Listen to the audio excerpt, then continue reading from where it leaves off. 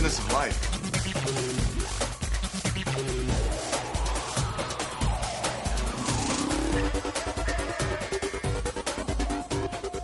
The steps necessary in order to just even embark on a large visual effects film, the first thing you do, you read the script and break the script down, making a lot of notes. Anytime you see something that looks like a visual effects related, you pull it out. You do a large breakdown of the shots on a sequence basis.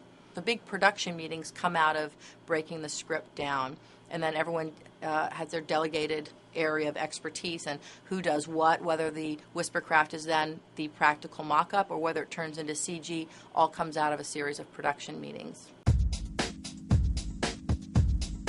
It's always difficult to do those scenes, because you're acting against the blue screen and you're playing with your, you're supposed to have you, the clone, next to you, but in the meantime there's no one there, so you do this whole scene.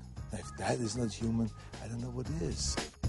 If there's no one there, it goes this whole thing. And now you then change positions. You go on the other side and you talk back, and then you put those two elements together. And that's basically, what you do. And many times it gets very technical because you're crossing the two bodies and you're hugging each other, you're touching each other. Then it becomes very racy. So it takes a lot of time and a lot of patience. And you have to adjust that you're not really acting towards anyone. You just have to imagine there's another one of you there arguing with you or talking with you.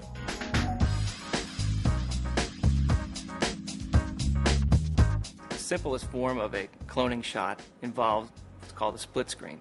And that's essentially taking two photographs and finding a line down the middle that the two could be joined together. So, for instance, you would shoot Arnold or Adam on one side of the frame and then have him step to the other side of the frame and shoot another picture and just make a line that's common to the two pictures down the middle, and that becomes a seamless split screen. They can become more complex by virtue of a camera move, for instance, and if that's the case, then we would use what's called a motion control system or a motion controlled camera to program a camera move and to duplicate its move as a playback.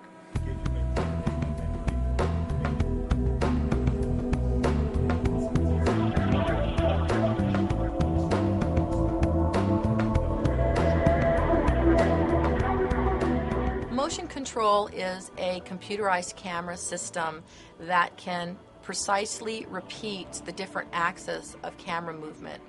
There's tilt, there's pan, there's zoom, and there's dolly. So all of these different axes of movement with the camera can be exactly programmed.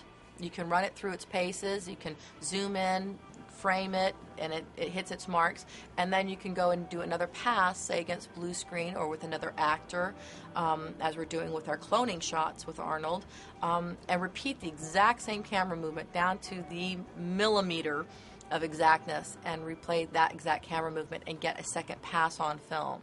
You shouldn't be talking. The mess you left trying to fix your garage. You saw me working in a garage, saw you, and nearly shot you. Since I originally was going to work on about 40 or 50 shots, which quickly expanded to about 200 shots, they included what we call morphs, or the cloning process is taking place, and you can see transitions of, say, of a clone growing, which is real interesting.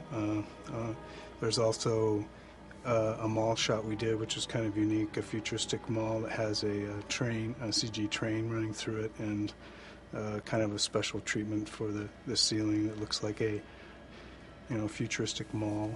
There's also a really nice CG shot of or a building extension of replacement technologies that takes place from a helicopter point of view, where we first see the building. It had to be adapted to look like the original designs of the set. This is one of our what we call the dock sequence. It takes place at the end of the movie, where they're basically saying goodbye to each other, and we did a interesting shot, which was all a large boom crane that comes up and over a helicopter and then comes on into the two characters. Well, there wasn't a way to do this with motion control because of the large movement of the camera, so we put we green sock on the head of the stand-in double with the idea that we would have Arnold come back, shoot a green screen, and literally track his head on top of the character who was standing next to him. So a few technical things that had to be accomplished was the actual rate of tilt that the boom camera comes down. All that information was gathered on the set the day we did the first plate, and you take that into account when you recreate it. Well, the visual effects on the sixth day started out in the conceptual pre-production phase as a 200-shot visual effects film, which since some of the other films I worked on were very large, I thought, well, that's great. That just sounds really cozy and comfortable. 200 shots, perfect. And you know, as shooting went on and ideas grew and sequences were more fleshed out, it grew into, at one point, up to 700 visual effects shots. So that's a considerable increase in resources and human resources, you know, equipment resources, computers, all the way around. We started off with 300 special effects, and that somehow grew to 4, and then while we were shooting, or when we weren't looking, it somehow got to 600, and I think we've gone past 600, so it's a lot. And we just found lots of different ways of enhancing things and enriching them and making it more interesting. And we had a shopping mall, and we ended up putting fish in it, and we added a train because that seemed more fun, and we just improved things as we went along, so the number of shots grew. Really what I found was visual effects is an extension of the camera department. It's taking a frame of film and looking through a camera and really having an unlimited and infinite possibilities to put into that frame. And so really I look at it very much from a camera perspective and saying, you know, it's like looking through a camera, but it's fantastical. It's like your sky's the limit, and your imagination is really is not hindered by anything of this world that's tangible.